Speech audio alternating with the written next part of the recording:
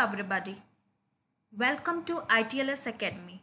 Today we will discuss about the RIPP scheme. So first of all, what is RIPP scheme? While developing a bioseparation process, the following should be taken into consideration.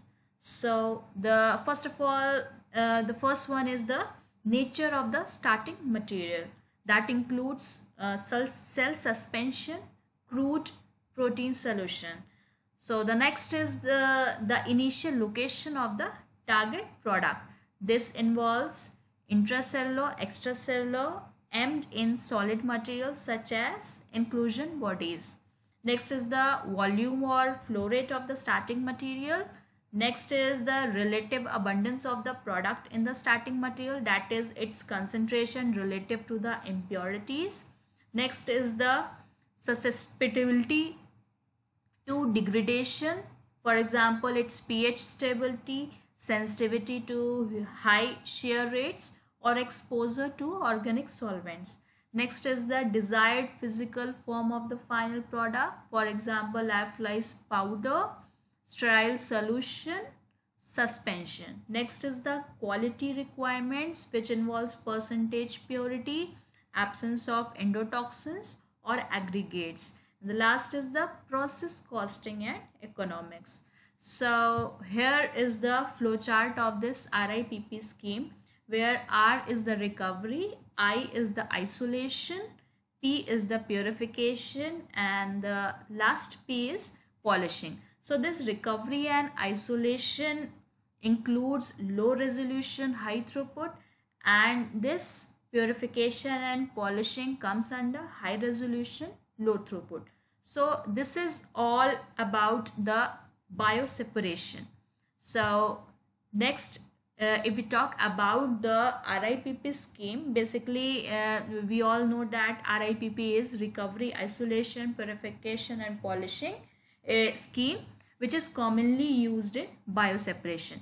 Basically this strategy involves use of low resolution techniques like precipitation, filtration, centrifugation and crystallization, first for the recovery, and isolation followed by high resolution techniques like affinity separation, chromatography and electrophoresis for purification and polishing. So the next is the high throughput low resolution techniques are first used to significantly reduce the volume and overall concentration of the material being processed. So the next is the partially purified products are then further processed by high resolution, low throughput techniques to obtain pure and polished finished products. So here now we will discuss one by one about this all RIPP scheme. So the first one, that is recovery, which also means removal of insolubles. Basically this is the first step of bioseparation, which involves the rupture of the product as a solute in the liquid. For example, separation of cells, cell debris or other particulate matter from fermentation broth containing an antibiotic. Typically operation involves our filtration, sedimentation, centrifugation, precipitation.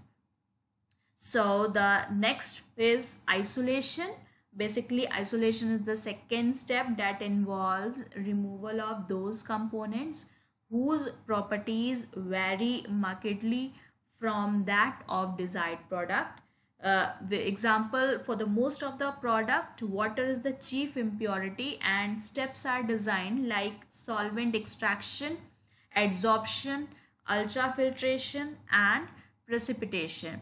So the next is the purification. Basically purification is done to separate those contaminants which resemble the product very closely. These steps are costly and have sensitive equipments. Basically this stage is the most stage of bioseparation. Steps like chromatography, crystallization and fractional distillation are used. Next and the last is polishing. Basically, this polishing is the first step which ends with the packaging of the product in a form which is stable, easily transportable and convenient. Steps like crystallization, biofertilization, spray dyeing can be used. It also involves sterilization. So this was all about the RIPP scheme. In the next lecture, we will discuss about the problems and requirements of bioproducts purification. So follow ITLS Academy on Instagram, Facebook. Register at www.itlsacademy.com. For any query, we have an helpline number, that is 7080 833 450. Thank you for being with us.